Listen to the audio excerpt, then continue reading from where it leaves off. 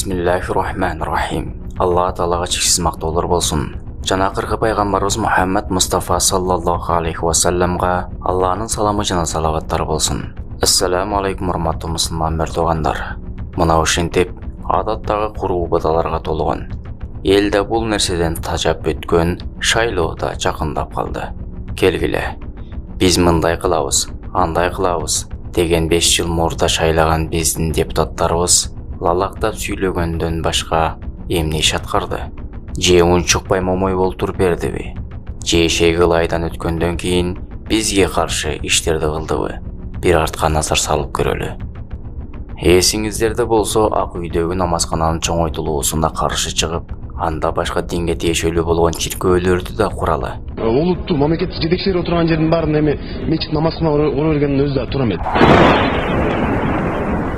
Мен bu исламга, динге каршы эмесмин. Бирок моментте ушул министрлигибиз, анан ак үйүбүз, анан көк үйүбүз баары эле ушул мечит курулуп, анан ошону жатып калган өзү туура эмес да мен оюмча. Анда биз башка диндер бизде дин туттуу эркиндиги бар. Анда биз башка чиркөөлөрдү да куралы анда. Башка динге ишенгендердин алардыкын да куруп берели. Еврал оюндардан биз өзүбүз мына түрдүү сырттан эмне болуп, эмне кандай каражат келип атканын кантип билебиз биз. Ошондуктан биздин чоңдорубуз өзү баш болуп ушул сырттан келген акчаны мечитке жумшап отурса, бул коопсуздукка өтө чоң коркунучтун белгиси. Деп мечит менен чиркөөнү таразага тең койгон мурдагы президентибиз лагабат менен атаган Жанар Акаев, Бакиевдин эмне залакасы бар деп. Ал Балашка билбейт го. Балашканы ким шайлаган эле? Арзыбаган курбудаларга кызыгып биз шайлаганбыз. Балакай балалык кылдыбы, же атайын тыйынды актоо үчүн кылдыбы, Айтор дагы коон түшүрдү.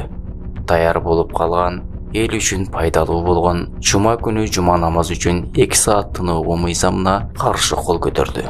Биринчи окууда четке кагылсын, ошондой формулировка менен жогорку кеңештин кароосуна киргизилсин дегендер колуңуздарды көтөрүп. 1, 2, 3, 4, 5, 6. Рахмат. Анысы аз келгенсип СНГга белгилүү урматтуу маркум аалымыбыз Чубагачы Жалилов менен досу менен айтышкандай айтышты. Бир адам чыгып кой эй бала деп тыйып койгон жок. Бардыгыбыз оозубузду ачып пайгамбарыбыздын мураскорун сөктүрүп олтурдук. Бул бала мусулмандардын пайдасына иштейби, же зыянына иштейби? Биз келечектеги ушул иштери үчүн шайлаган белек. Дагы биз